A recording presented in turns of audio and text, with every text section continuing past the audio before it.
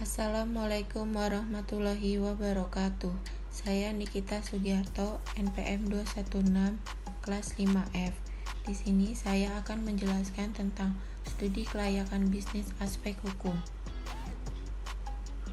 Pengertian aspek hukum. Aspek hukum mengkaji tentang legalitas bisnis atau usaha yang akan dibangun.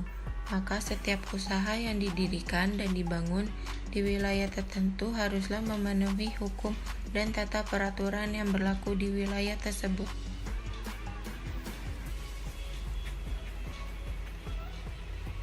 Dua jenis yang terkait dengan aspek hukum. Yang pertama, jenis data dan sumber data, yaitu jenis data kuantitatif yang mencakup bentuk badan usaha, izin usaha, dan izin lokasi pendirian usaha. Untuk sumber berasal dari notaris, Pemda, dan departemen terkait. Yang kedua, cara memperoleh dan menganalisis data untuk memperoleh gambaran kelengkapan data dasar dan data yang harus dipenuhi dapat dicari dengan teknik wawancara atau dokumentasi. Pelaksanaan bisnis dibagi menjadi dua.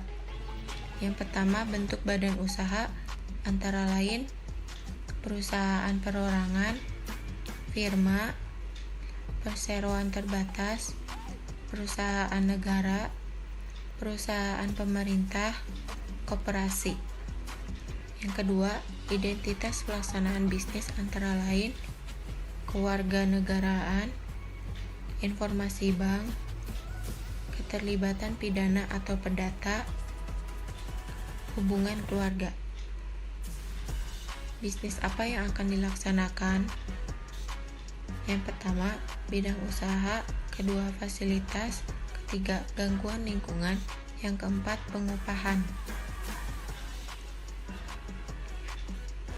Di mana bisnis akan dilaksanakan dengan memperhatikan masalah. Yang pertama, perencanaan wilayah, yang kedua, status tanah.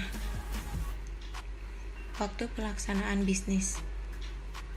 Terkait dengan perizinan, semua izin harus berlaku dan izin yang belum dimiliki harus dilengkapi terlebih dahulu, minimal izin prinsip.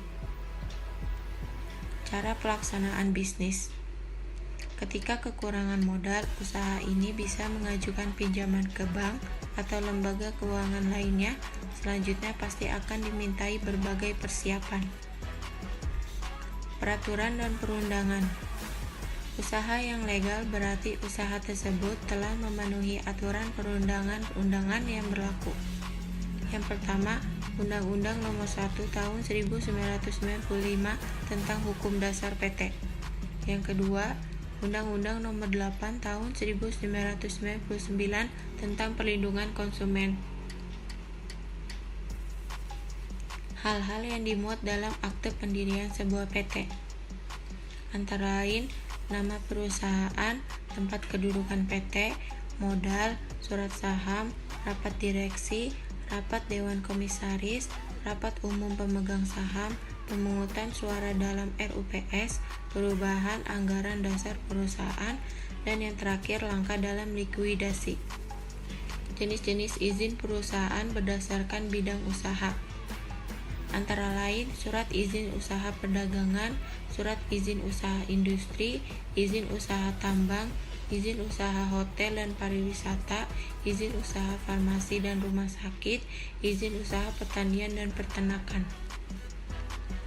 Implikasi pada SKB memberikan kajian berupa informal perihal yang pertama, bentuk jenis perusahaan, identitas pelaksana bisnis, bisnis yang akan dilaksanakan, waktu pelaksanaan, dan tempat proyek bisnis berada, sehingga setelah dikaji secara seksama akan tampak layak atau tidak bisnis usaha tersebut. Yang kedua, kajian yuridis terhadap rencana bisnis tersebut hendaknya menggunakan peraturan yang berlaku seperti undang-undang dan turunannya. Sekian, terima kasih. Wassalamualaikum warahmatullahi wabarakatuh.